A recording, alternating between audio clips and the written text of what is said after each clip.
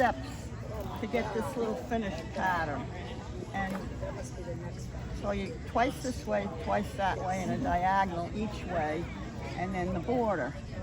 And this is what you come out with. And this is actually, this was probably a salesman's sample. He was selling these bentwood chairs, but he didn't want to haul around the chairs, so you'd make a little sample.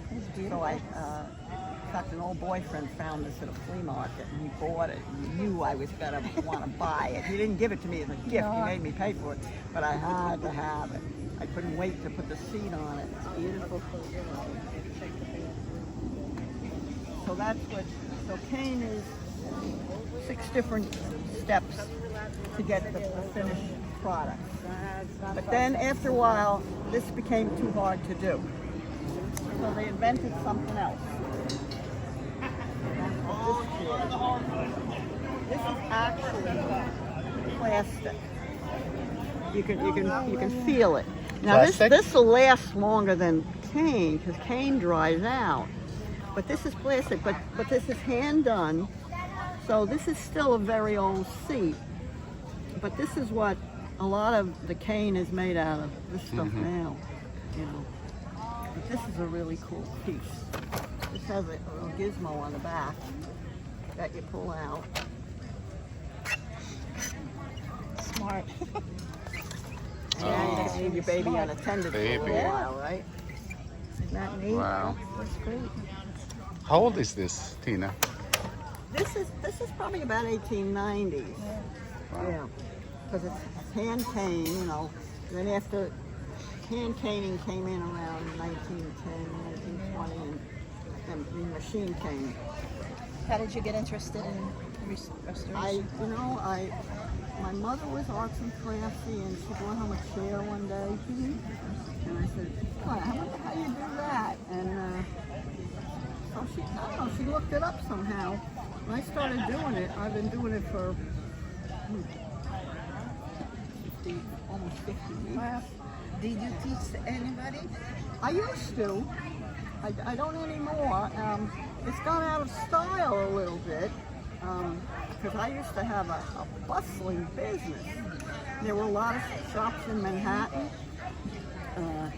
and I'd go in every couple of weeks and they'd load up my van and I'd do their chairs. So, yeah. So this is plastic, and this is it's a rattan vine. It grows in jungle areas. It grows up into the trees, and so then they pull it down, and then they slice it up.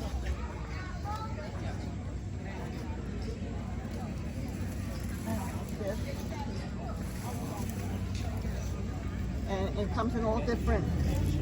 See, this is a narrow medium, so it comes in about 5 different widths, and it makes a big difference because if you use something that was too thick, it would close up the pretty hole in it. See, that's very fine. See on that one, it's very thin as opposed to this, which is a lot thicker. But this is the way it comes in. You can buy it today. There's still companies, mostly in Long Island, that still sell it. But this is right off, right out of the jungle. How long would it take you to make something like this, like a cover like Well, a seat like that, and that's a pretty easy one. That would probably still take about 6 or 7 hours. that? Yeah. Some of them, I've done seats that are this big. I'd be caning it here, and then I'd have to actually get up and move to do like a 6-foot, bench. But then there's also this. Now, if you go to the conference house, you see any really old chairs that look like that. Originally, this is called rush. Originally, this was cattail reeds that grow in the swamps, the rushes. Moses and the bulrushes, the old story. Yes, yes. Those were cattail reeds. And actually, we have some growing in a little bit of a swamp over there.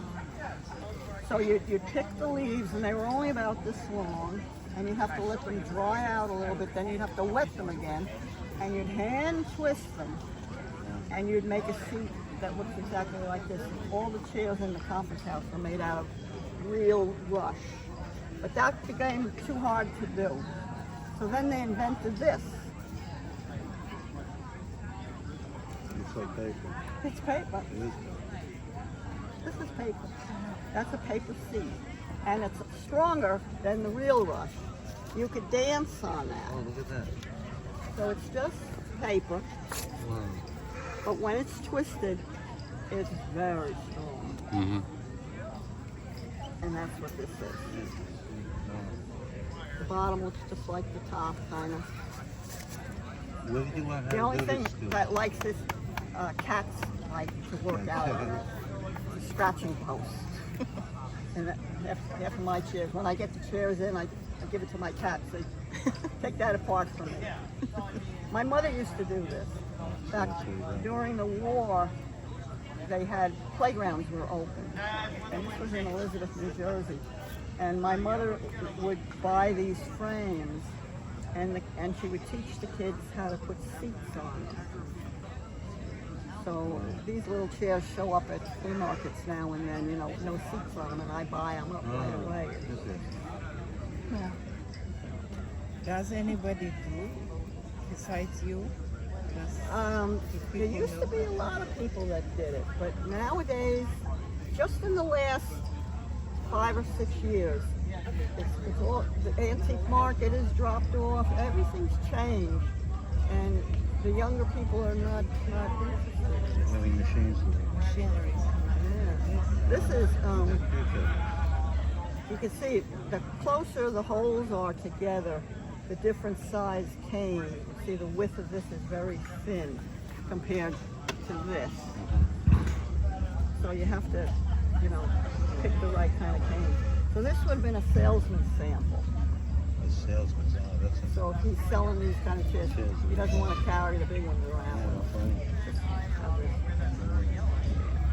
Where in Manhattan? You said a lot of shops in Oh. Manhattan. Oh, you don't know? I forget where. I just, Okay. yeah. That's one. I did a lot of shops.